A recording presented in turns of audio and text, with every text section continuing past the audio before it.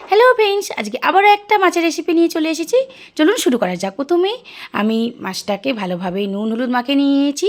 একটা ছোট ইলিশ মাছ, মানে সবে মনে হয় নতুন উঠেছে তাই নিয়ে এসছে বাজার থেকে কিনে, ডিমওয়ালা মাছগুলো। কড়াইতে তেল দিয়ে দিয়েছিলাম, তেলটা গরম হয়ে গেছে। মাছগুলোকে আমি একদম হালকা করে ভেজে নেব। আলু বেগুন দিয়ে একদম পাতলা ঝোল করব, কিন্তু খেতে দারুণ টেস্ট।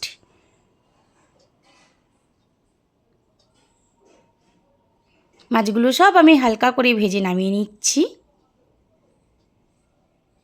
ওই তেলের মধ্যেই আমি আলু বেগুন দিয়ে দেবো। লম্বা লম্বা করে কেটে নিয়েছিলাম একটা আলু, একটা বড় আলু আর একটু বেগুন।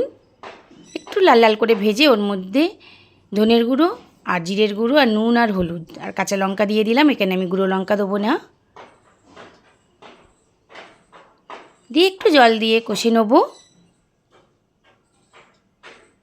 এবার আমি জল দিয়ে দেবো।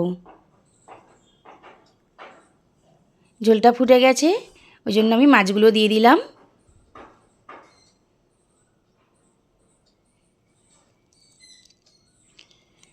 একটু ফোড়ন দিয়ে দিচ্ছি, শুধু 5 ফোড়ন আর শুকনো লঙ্কা লাস্টে দিয়ে দেবো। মাছগুলো বেশ সিদ্ধ হয়ে গেছে, এবার আমি নামিয়ে নিচ্ছি। কে খাবে চলে এসো। টাটা।